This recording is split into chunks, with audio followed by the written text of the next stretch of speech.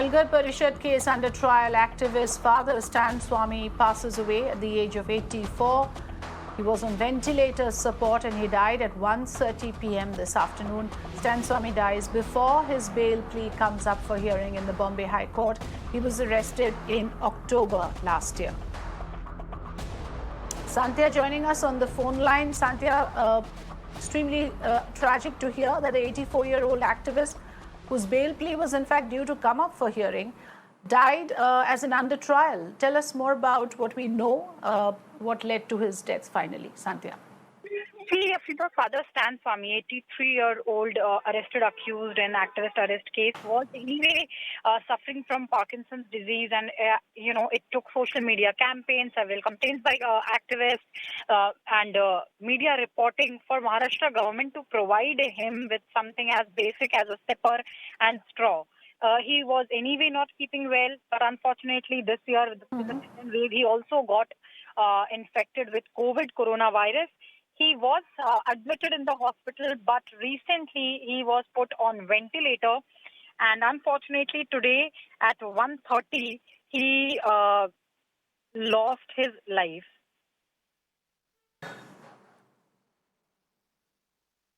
Right. So, yes, that of course would raise issues again about, the activists, the aging, elderly activists who are still languishing in jail. It's become a cycle of following one date after the other by the courts. And in the process, many a times their health deteriorates, Sandhya. Is this one of those cases? As I said, if it is actually not just about Father Stan Swamy, but in fact, before this also, health of some of these accused has been an area of concern. Arrested accused Varavara Rao was recently given bail, interim bail for 6 months by Bombay High Court because of his health conditions.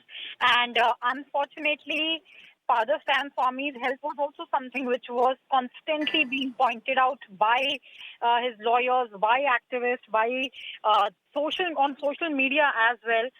And it took court's intervention actually for the jail authorities to get him admitted in the hospital. But unfortunately, as I said, that it was today at 1:30 p.m. that Father Stan Swamy lost his life. Yes, but he was undergoing treatment at the Holy Family Hospital in Mumbai following a court order on the 28th of May, Santya. But what you were referring to, the fact that getting bail under these stringent sections become extremely difficult. And if we look at the whole timeline of events, Santya, remind us of the kind of charges that were leveled against Father Stan Swamy. I believe that he even challenged the section of UAPA that imposes stringent conditions for bail to an accused charged under the Act. It was because of those precise sections that he was charged under that he could not get bail. See, Afrida, of course, it is difficult for a UAPA accused to get bail.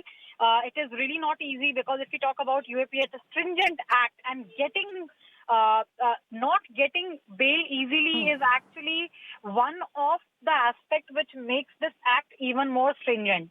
But before this, considering Varavara Rao's condition, interim bail was given to him, and that's exactly what the lawyers of Father Stan Swamy were also seeking. But unfortunately, even before court could have decided on that, Father Stan Swamy lost the battle. But one thing which has to be noted, Afrida, it took the intervention of the court to actually get Father Stan Swamy to the hospital. So that's that one thing on which Maharashtra government is going to be criticized by, is likely to be criticized now, because this is something, and as far as Father Stan Swamy's health was concerned, social media was full of prayers for him. But as I said, it took there was a delay in getting Father Stan Swamy admitted, despite his lawyers constantly asking the jail authorities to do so. And it was only after court's intervention that he was admitted. Okay, right. We'll have to leave it at that.